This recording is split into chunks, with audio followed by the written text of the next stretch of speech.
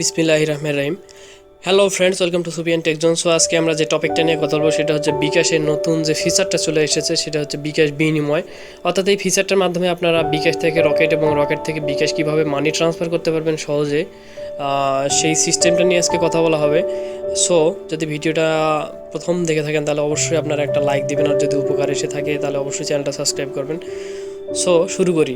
So সর্বপ্রথমে আরেকটা কথা বলে রাখি যে বিকাশ থেকে রকেটে টাকা ট্রান্সফার করার ক্ষেত্রে বা রকেট থেকে বিকাশে টাকা ট্রান্সফার করার ক্ষেত্রে আপনাদের 1000-এ 10 টাকা খরচ পড়বে এক্সট্রা। আমরা যেরকম ক্যাশ আউটে খরচ দিয়ে থাকি সেম খরচটাই এখানে হবে।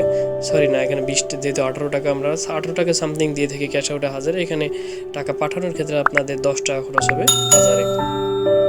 সো এটা করার জন্য নতুন যে ফিচারটা রয়েছে, আপনারা বিকাশ অ্যাপসে লগ ইন করবেন। অ্যাপসে লগ ইন করার পরে আপনারা একটু নিচের দিকে স্ক্রল করে দেখতে পারবেন অন্যান্য যে সেবা সময় রয়েছে। যেমন আপনারা এখান থেকে দেখতে পাচ্ছেন ticket, GB, flexi plan, donation, insurance, games, shopping, travels. এই যে সেবা সময়ের পাশে রয়েছে বিনিময়। এই বিনিময় এই সিস্টেমটার মাধ্যমে বা এই ফিচারটার মাধ্যমে আমরা এই কাজটা করতে পারবো। তো এটা করার জন্য সর্বপ্রথমে এখানে বিনিময় যে অ্যাডটা রয়েছে, ফিচারটা রয়েছে, সেখানে রেজিস্ট্রেশন করতে হবে। সো সর্বপ্রথমে আমরা এখানে ট্যাপ করব। তারপরে এখানে দেখা যাচ্ছে যে লক্ষ্য করুন এবং বাতিল। আপনারা এখান থেকে যে শর্তগুলো রয়েছে সেগুলো করে দিবেন, এলিজিবল করে দিয়ে আপনারা নেক্সট বাটনে ক্লিক করবেন।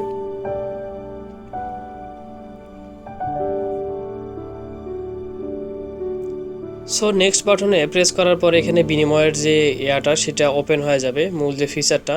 সো সর্বপ্রথমে আমাদের এখানে রেজিস্ট্রেশন করে নিতে হবে। সো আমি এখানে রেজিস্টার নাও বাটনে প্রেস করব। ভয় পাওয়ার কোনো কারণ নেই, সিম্পল এখানে মানে সিস্টেমটা আপনারা এখানে জাস্ট মেইল দিবেন, একটা ইউজার নেম দিবেন, যে ইউজার নেমটার উপর বেস করেই আমরা টাকাটা ট্রান্সফার করতে পারবো। সো রেজিস্টার নাও বাটনে প্রেস করবেন। আমার ইন্টারনেট একটু স্লো।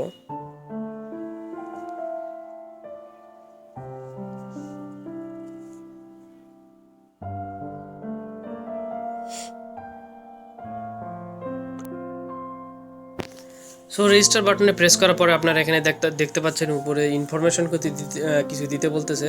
সো আমরা এখানে মেইলটা দিয়ে দিব।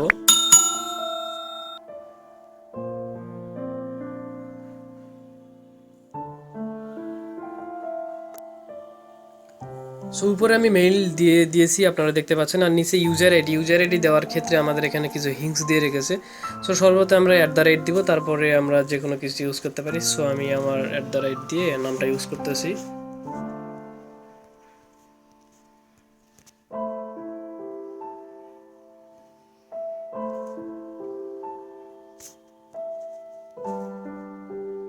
সো আপনারা দেখতে পাচ্ছেন উপরে আমি মেল দিয়েছি এবং নিচে দিয়েছি ইউজার আইডির পাশে আমি @ ইউজ করেছি।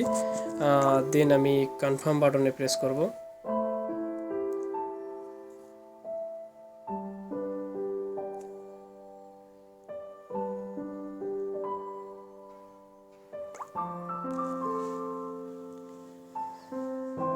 সো ইউজার আইডি এবং এখানে দেওয়ার পরে ইমেল আইডি এবং ইউজার নেম দেওয়ার পরে আপনাদের এখানে একটা পিন সেট আপ করতে হবে। সো আমি এখানে একটা পিন দিয়ে দিচ্ছি। তো পিনটা অবশ্যই আপনাদের 6 ডিজিটের হতে হবে, সেটা মাথায় রাখবেন।